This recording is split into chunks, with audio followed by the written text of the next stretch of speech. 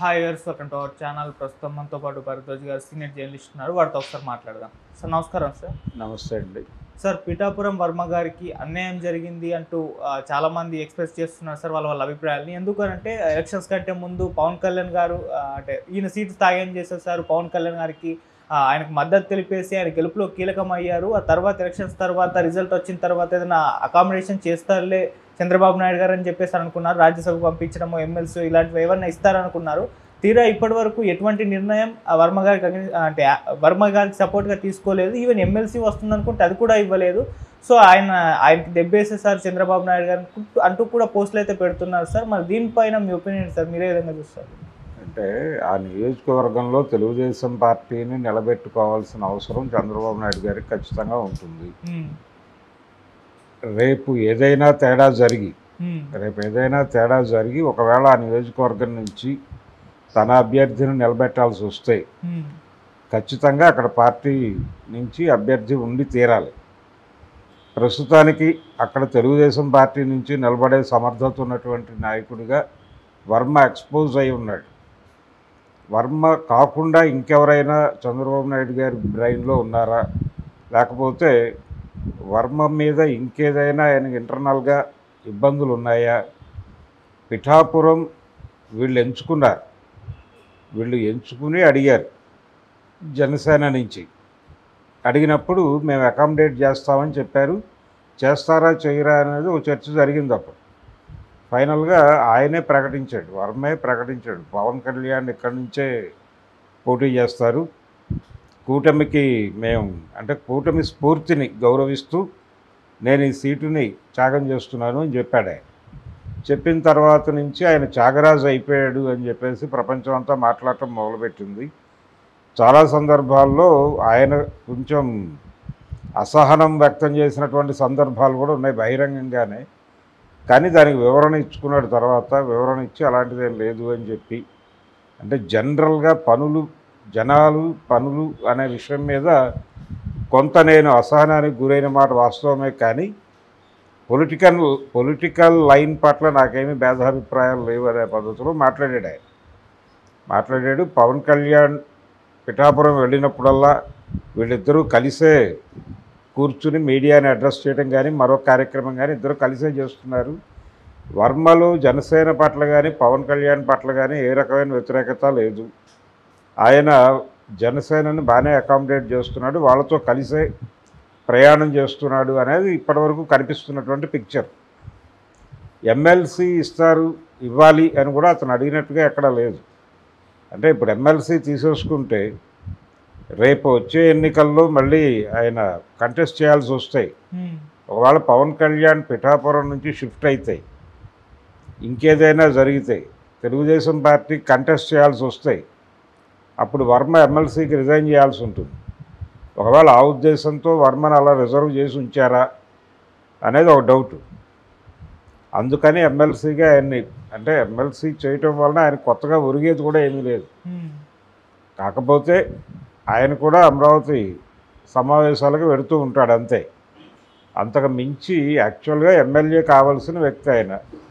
ఇంకేదైనా పదవిలో అకామిడేట్ చేస్తే పార్టీకి సంబంధించో లేకపోతే ఇంకేదైనా ఒక ప్రామినెంట్ బాధ్యతల్లోకి ఆయన తీసుకుంటే ఓకే. ఎమ్మెల్సీని చేయటం వలన ఆయన కొత్తగా వచ్చేదేం లేదు, జోడింపేం లేదు, ఒక ప్రోగ్రాం ఉంటుంది అంతే. అందుకని నియోజకవర్గాన్ని రెగ్యులర్గా చూసుకుంటూ దాన్ని సపోర్ట్ చేసుకుంటూ ఉండేటువంటి బాధ్యతలు ఏవో ఆయనకు అప్పచెప్పినట్టున్నాడు చంద్రబాబు నాయుడు గారు. ఆ బాధ్యతలు చూసుకుంటూ ఆయన అలా పిఠాపురం నియోజకవర్గాన్ని జాగ్రత్తగా కాపాడుకుంటూ రేపు పొద్దున ఏదైనా తేడా జరిగితే అప్పుడు తను తిరిగి జనంలోకి వెళ్ళి తన పార్టీని గెలిపించుకునేటువంటి పరిస్థితి, దాన్ని మిగుల్చుకోవడం కోసం అలా నిలబడి ఉన్నాడా అనేది ఒక డౌట్. అంతే తప్ప ఎమ్మెల్సీ అనేది తను ఎప్పుడు మాట్లాడలేదు, ఎక్కడా మాట్లాడలేదు.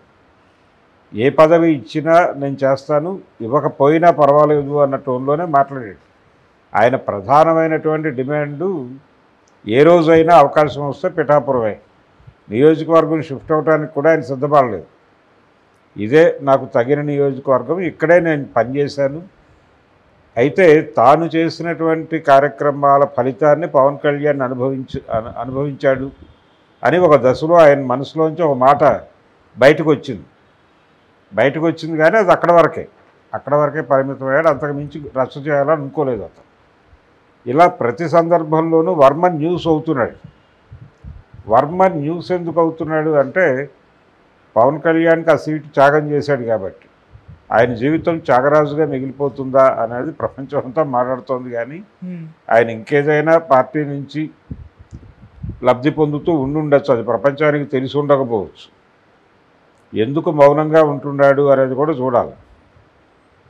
ఆయన ఏమీ అంత మౌనంగా ఉండే మనిషి ఏం కాదు, మౌనమునేం కాదు, మాట్లాడటం తెలిసినవాడు, యాక్టివ్ పర్సను. ఆయన తనకు సంబంధించిన ఏదైనా సమస్య ఉంటే నేరుగా ప్రపంచం దృష్టికి ఎలా తీసుకెళ్లాలో ఆయనకు తెలుసు. కాబట్టి వర్మ మీద ఇప్పుడు సానుభూతి చూపించటం కూడా వ్యూహాత్మకమే అనుకుంటున్నాను నేను. వ్యూహాత్మకమే అంటే వర్మ గురించి ప్రపంచం మాట్లాడుకోవాలి నిరంతరం. వర్మ చేసిన త్యాగం గురించి ప్రపంచం నిరంతరం మాట్లాడుకోవాలి. అలా లైవ్లో ఉండాలి అతను. అలా లైవ్లో ఉంటూ నియోజకవర్గాన్ని కాపాడుకుంటూ ఏ క్షణమైనా రాకూడని పరిస్థితి వస్తే తిరిగి తెలుగుదేశం జెండాను అక్కడ ఎగరేసేటువంటి బాధ్యత ఏదో అతని మీద మోపి ఆ మేరకు జరుగుతోంది. అంతే తప్ప చంద్రబాబు నాయుడు ఇంటెన్షనల్గా మనసులో ఏదైనా ఉండి లేదు వేరే ఎవరికైనా అకామిడేట్ చేద్దాం వర్మని నెమ్మదిగా పక్కకు తప్పించి ఇలాంటి స్కీమ్స్ ఏవైనా ఉంటే తప్ప సాధ్యం కాదు. ప్రస్తుతానికి చంద్రబాబు నాయుడు గారి దగ్గర అక్కడ ఇంకో ఆప్షన్ ఉందని కూడా అనుకోలేదు. ఎందుకంటే నెక్స్ట్ టైం కూడా నేను ఇక్కడి నుంచే కంటెస్ట్ చేస్తానని పవన్ కళ్యాణ్ అంటే అప్పుడు కూడా ఓర్పుగా భరించేటువంటి ఒక వ్యక్తి కావాలి. ఇప్పుడు ఎవరినో అక్కడ రైజ్ చేసి మళ్ళీ వాళ్ళు రేపు పొద్దున అందక ఇంకొక త్యాగరాజు సిద్ధమైపోయే పరిస్థితి. ఆ తలకాయ నొప్పి కంటే కూడా వర్మని మెయింటైన్ చేయటమే తేలిక. అందుకని చంద్రబాబు నాయుడు గారు కూడా వ్యతిరేకంగా ఉన్నాడని అనుకోవట్లేదు. వ్యతిరేకంగా లేడు, అలాగని పదవి ఇవ్వట్లేదు ఆయనకి. ఇవ్వకపోవడానికి ఆయనకు ఉండే రీజన్స్ ఆయనకు ఉన్నాయి. రేపు పొద్దున ఏదన్నా జరిగితే అక్కడ మనకు ఒక ఆప్షన్ ఉండాలి కదా, ఒక పర్సన్ ఉండాలి కదా అనే ఉద్దేశంతో హోల్డ్ చేసి ఉంటాడు. ఆ మేరకు ఆయనకు అర్థం చేయించి ఉంటారు. రెండో తన నుంచి డిమాండ్ అయితే రాలేదు. తన నుంచి డిమాండ్ వచ్చినప్పుడు ఖచ్చితంగా అకామిడేట్ చేసి ఉండేవాడేమో. ఆయన ఎక్కడా మాట తోలట్లేదు, ఎక్కడ పార్టీకి వ్యతిరేకంగా మాట్లాడటం లేదు. పవన్ కళ్యాణ్కి జనసేనకి కూడా అనుకూలంగానే వ్యవహరిస్తున్నాడు ప్రస్తుతానికి వర్మ గారు. అయితే ఆయన అభిమానుల పేరుతో కొంతమంది సోషల్ మీడియాలో హడావిడి చేస్తున్నారు. ఇది కూడా పార్టీ వ్యూహం ప్రకారమే జరుగుతోంది. ఆయన్ని లైవ్లో ఉంచడానికే. ఆయన్ని లైవ్లో ఉంచుతారు. ఆ నియోజకవర్గం వర్మగారి చేతుల్లోనే ఉంటుంది. వర్మగారు తెలుగుదేశం పార్టీని పిఠాపురంతో లింక్ చేస్తూ ఈ జరుగుతున్నటువంటి కార్యక్రమాలన్నీ చంద్రబాబు నాయుడు గారు ఇస్తున్నవే. చంద్రబాబు నాయుడు గారు ఆశీర్వాదంతోనే ఈ